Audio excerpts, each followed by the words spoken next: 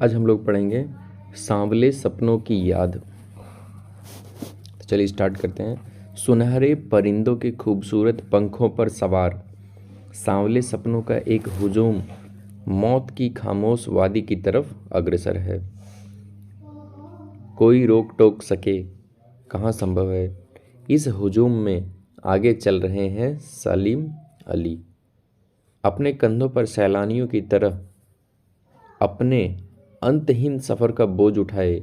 लेकिन यह सफ़र पिछले तमाम सफ़रों से भिन्न है। भीड़ भाड़ की ज़िंदगी और तनाव के माहौल में सलीम अली का यह आखिरी पलायन है। अब तो वे उस वन पक्षी की तरह प्रकृति में विलीन हो रहे हैं जो ज़िंदगी का आखिरी गीत गाने के बाद मौत की गोद में जा बसे हों। कोई अपने जिस्म की हरारत और दिल की धड़कन देकर भी उसे लौटाना चाहे तो वह पक्षी अपने सपनों की गीत दोबारा कैसे गा सकेगा। मुझे नहीं लगता कोई इस सोए हुए पक्षी को जगाना चाहेगा।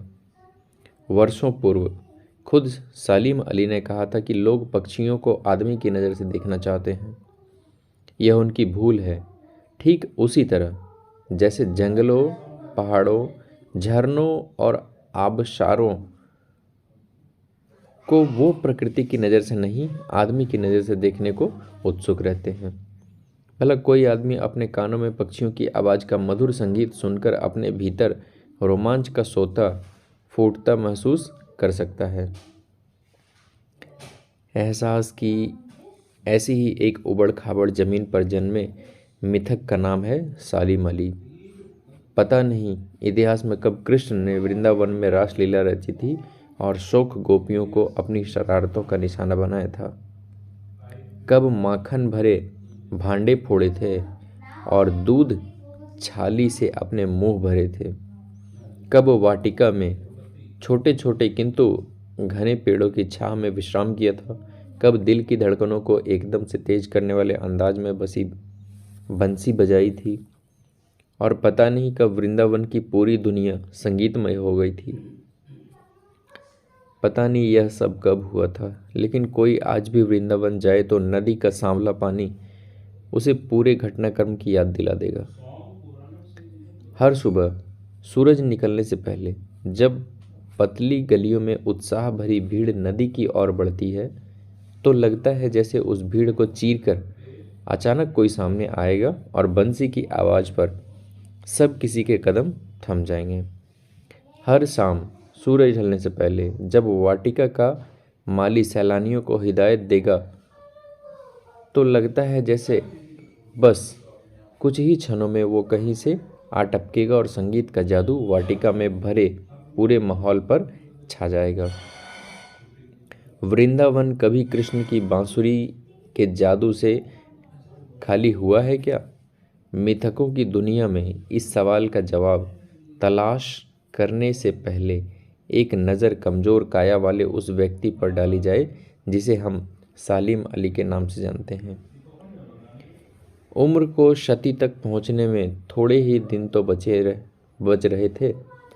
संभव है लंबी यात्राओं की थकान ने उनके शरीर को कमज़ोर कर दिया हो और कैंसर जैसी जानलेवा बीमारी उनकी मौत का कारण बनी हो।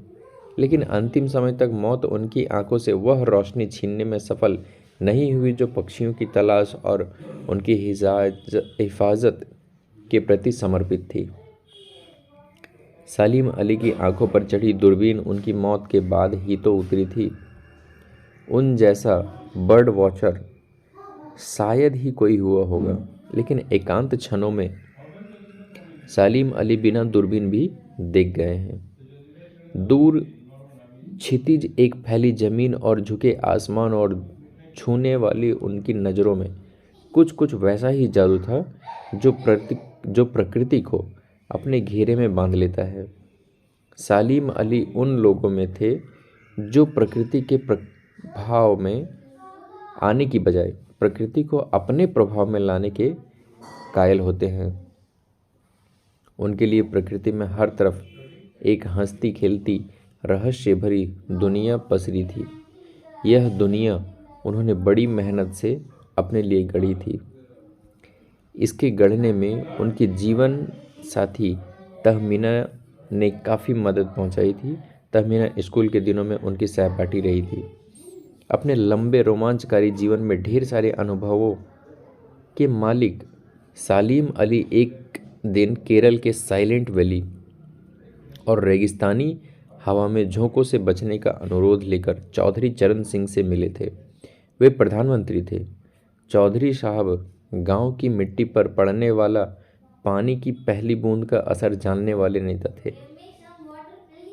पर्यावरण के संभावित खतरों का जो चित्र सलीम अली ने अपने सामने रखा था, उसने उनकी आंखें नम कर दी।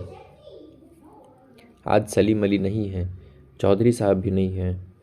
कौन बचा है जो अब सोंध माटी पर उगी फसलों के बीच एक नए भारत की नींव रखने का संकल्प लेगा? कौन बचा है जो अब हिमालय और लद्दाख की बर्फीली ज़मीनों पर जीने वाले पक्षियों की वकालत करेगा? सलीम अली ने अपने आत्मकथा का नाम रखा था फॉल ऑफ अ स्पैरो। मुझे याद आ गया, D.H. लॉरेंस की मौत के बाद लोगों ने उनकी पत्नी फ्रीडा लॉरेंस से अनुरोध किया था कि वह अपने पति के बारे में कुछ लिखे।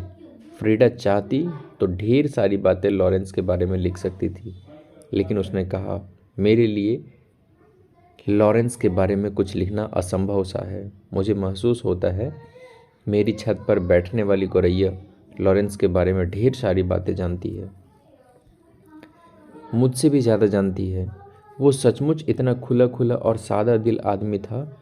मुमकिन है लॉरेंस मेरी रगों में, मेरी हड्डियों में समाया हो, लेकिन मेरे लिए कितना कठिन है उसके बारे में अपने अनुभवों को शब्दों में जामा पहनाना। मुझे यकीन है मेरी छत पर बैठी गौरैया उसके बारे में और हम दोनों ही के बारे में मुझसे ज़्यादा जानकारी रखती है। जटिल प्राणियों के लिए सलीम अली हमेशा एक पहेली बने रहेंगे। बचपन के दिनों में उनकी एयर गन से घायल होकर गिरने वाली नीले कंठ की वह गौरैया सारी जिंदगी उन्हें खोज के नए नए रास्तों की तरफ ले जाती रही। जिंदगी की ऊंचाइयों में उनका विश्वास एक क्षण के लिए भी डिगा नहीं। वो लॉरेंस की तरह नैसर्गिक जिंदगी का प्रतिरूप बन गए थे। सलीम अली प्रकृति की दुनिया में एक टापू बनने की बजाय अथाह सागर बनकर उभरे थे। जो लोग उनके भ्रमशील स्वभाव और उनकी यायावरी से परिचित हैं, उन्हें महसूस होता है कि वो आज भी पक्षियों के सुराग में ही निकले हैं और बस अभी गले में लंबी दूरबीन लटकाए अपने खोजपूर्ण नतीजों के साथ लौट आएंगे। जब तक वो नहीं लौटते, क्या उन्हें गया हुआ मान लेना चाहिए? मेरी आंखें नम हैं। सलीम अली, तुम लौटोगे ना? तो ये हमारा कहानी पूरा होता है और चलिए इसके क्वेश्चन आंसर को अगले वीडियो में हम लोग देखते हैं।